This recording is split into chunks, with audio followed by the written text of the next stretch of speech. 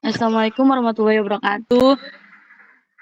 Sebelumnya, terima kasih buat teman-teman yang bersedia untuk bergabung dalam presentasi kita. Di sini kita kelompok 3, itu ada Nadira Jahrani, Nur Siti Julaiha, sama saya sendiri Siti Anamalia. Kita akan membahas materi tentang penciptaan uang dan sistem perbankan. Materi pertama tentang pengertian uang, proses penciptaan uang, dan tahap pengedaran uang akan dijelaskan dan dibahas oleh Nadira Jahrani. Ya, baik. Di sini ada pengertian uang. Uang ini adalah sesuatu yang tersedia dan secara umum diterima sebagai alat pembayaran bagi pembelian barang-barang dan jasa-jasa serta kekayaan berharga lainnya juga untuk pembayaran hutang. Sebenarnya uang kayak yang kita pakai sehari-hari. Ini juga ada proses penciptaan uang. Penciptaan uang atau emisi uang adalah proses memproduksi atau menghasilkan uang baru. Berikut ada dua proses penciptaan uang oleh bank-bank umum. Yang pertama ada penciptaan uang primer oleh otoritas moneter. Yang kedua ada penciptaan uang oleh bank umum. Ya, tahap pengedaran uang. Yang pertama pencetakan uang. Bank Indonesia bekerja sama dengan pencetakan uang untuk mencetak uang fisik dalam bentuk lembaran kertas atau lagam koin. Yang kedua distribusi ke Bank Indonesia.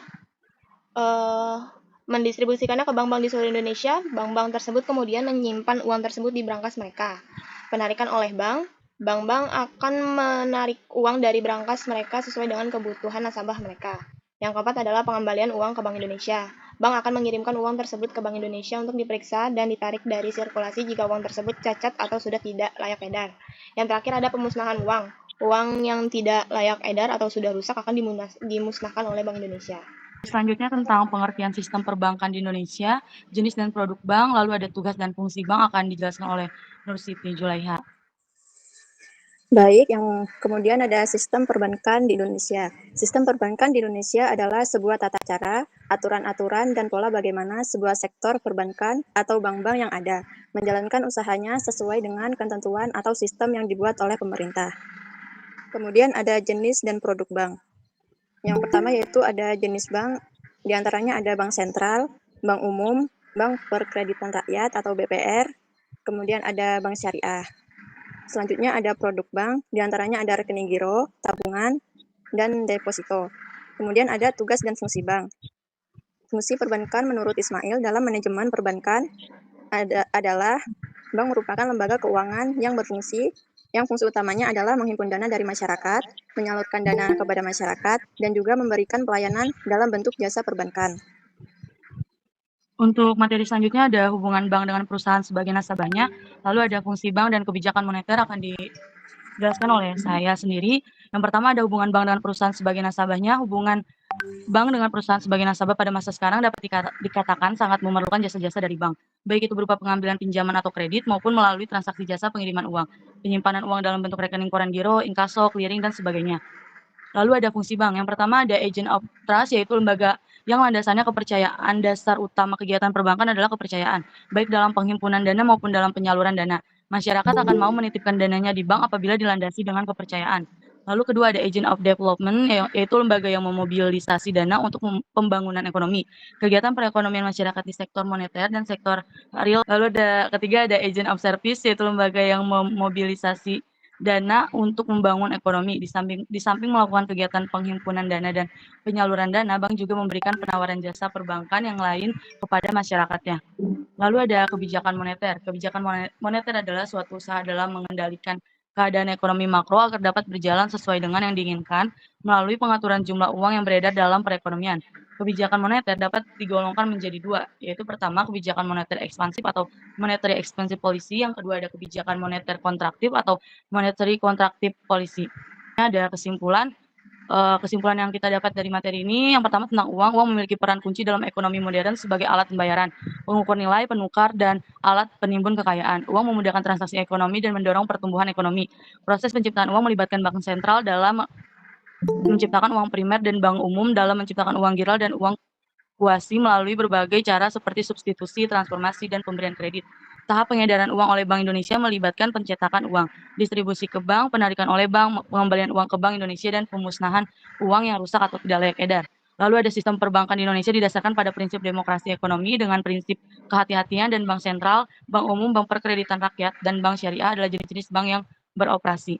Jenis produk bank mencakup giro, tabungan, dan deposito. Dengan masing-masing memiliki karakteristik dan manfaatnya sendiri, bank memiliki tugas dan fungsi sebagai agent of trust, agent of development, dan agent of service. Mereka memainkan peran penting dalam perekonomian dengan menghimpun dan menyalurkan dana serta memberikan berbagai layanan kepada masyarakat. Untuk materi dari kelompok kami sampai di sini, dan selanjutnya kami membuka sesi untuk tanya jawab. Untuk yang ingin bertanya bisa langsung ditanyakan. Menanya dong, apakah pengaruh dari proses penciptaan uang dalam menggerakkan kegiatan perekonomian secara keseluruhan? Izin bertanya, asas apakah yang mendasari hubungan antara nasabah penyimpan dana dengan bank? Sekian, terima kasih. Bagaimana mekanisme pembayaran internasional dan peran bank sentral dalam mengatur aliran uang antar negara? Tadi kan Marsha nanya, asas apakah yang mendasari hubungan antara nasabah menyimpan dana dengan bank? Jawabannya yaitu asas kepercayaan. Karena suatu asas yang melandasi hubungan antara bank dan nasabah bank.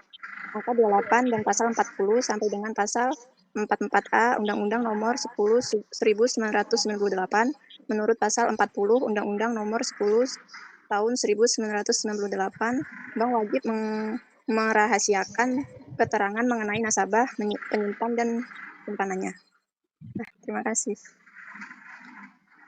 Ya, ini jawab pertanyaan yang nomor 3 ya. Dari Ilhan. Pertanyaannya, bagaimana mekanisme pembayaran internasional dan peran bank sentral dalam mengatur aliran uang antar negara? Mekanisme pembayaran internasional itu melibatkan transfer uang, biasanya melalui sistem perbankan, antara negara-negara untuk perdagangan internasional. Nah, kalau bank sentral ini memiliki peran dalam mengatur aliran uang antar negara dengan mengawasi kebijakan valuta asing, mengelola cadangan devisa, dan memastikan stabilitas mata uang negara.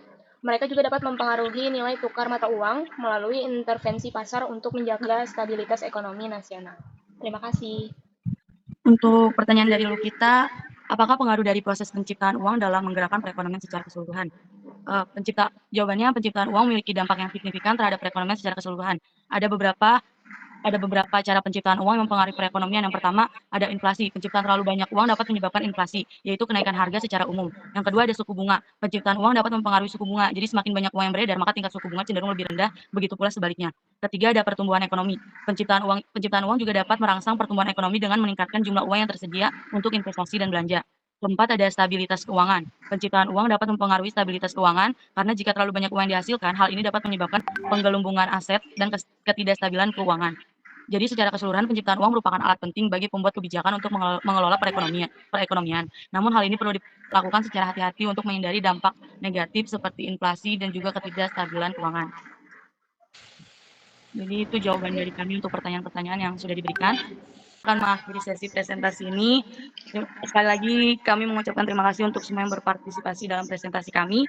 Untuk kurang lebihnya mohon maaf. Wassalamualaikum warahmatullahi wabarakatuh. Waalaikumsalam warahmatullahi wabarakatuh.